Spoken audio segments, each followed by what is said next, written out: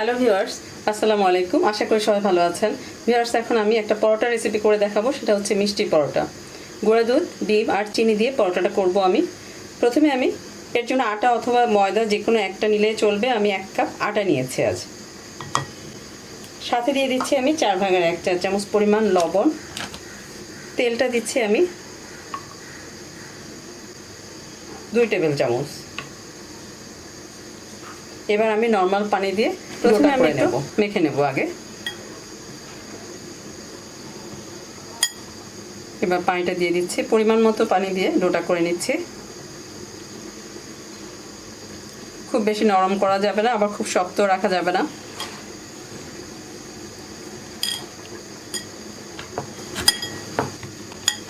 এভাবে মাখানো হয়ে গেলে আমি ঢেকে রেখে দেব 15 মিনিটের জন্য।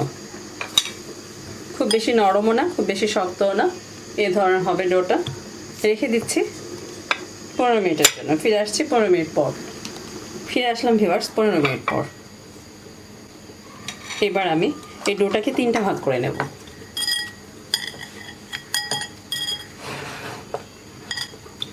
এক কাপ ময়দা থেকে বা আটা থেকে 3টা পরোটা করা যাবে। বড় সাইজ করতে চাইলে 2টাও করা যাবে।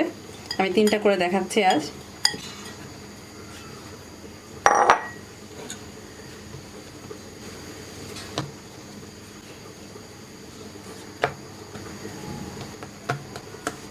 এবার আমি সামান্য তেল লাগিয়ে নেব, তাহলে বেলতে সুবিধা হবে।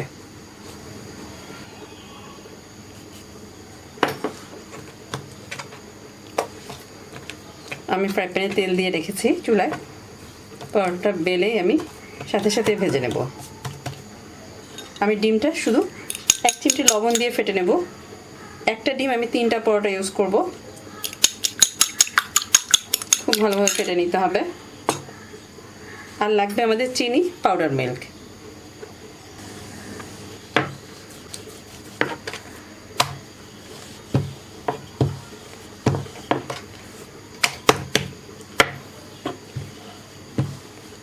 খুব পাতলাও না, খুব মোটাও করা যাবে না।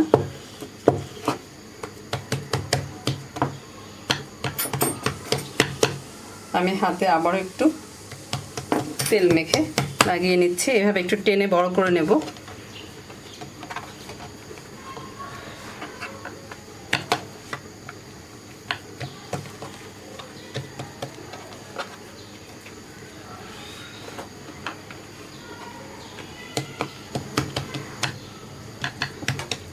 এবার আমি ডিমটা থেকে 3/1 পরিমাণ দিয়ে দিচ্ছি এখানে। একটু ছড়িয়ে দিয়ে পাউডার মিল্কটা দিয়ে দিচ্ছি আমি 1 টেবিল চামচ পরিমাণ। চিনিটা দিয়ে দিচ্ছি আমি 1 টেবিল চামচ পরিমাণ। প্রথমে ডিমটা দিলাম, তারপরে পাউডার মিল্কটা, এবার চিনিটা দিয়ে দিলাম।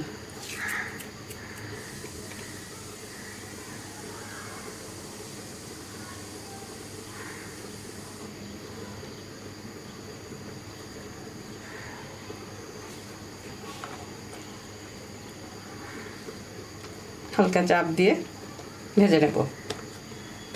এভাবে আমি বাকি দুটোও করে নেব। এটা আগে ভেজে নিচ্ছি। তেলটা খুব বেশি গরম করব না, তাহলে পুড়ে যাবে, ভেতরে ডিমটা কাঁচা থেকে যাবে। মিডিয়াম জালে ভেজে নেব।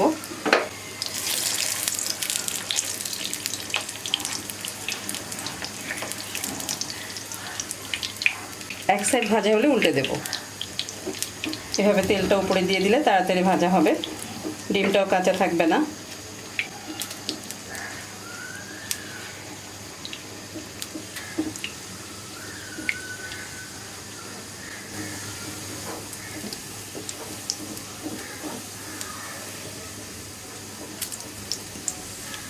তাড়াহুড়ো করার দরকার নেই, একটু সময় নিয়ে ভাজলে ভেতরটাও সুন্দর ভাজা হবে।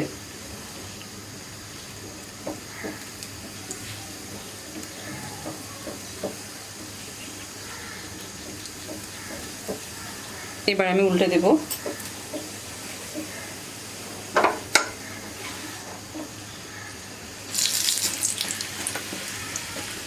জালটা একটু কমিয়ে দিচ্ছি।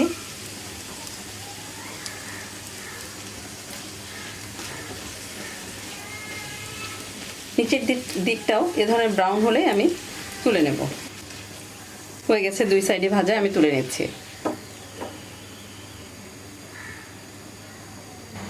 ভাজার পর একটা পরোটা আমি দেখিয়ে দিচ্ছি, ভেতরটা অনেক গরম এখনো।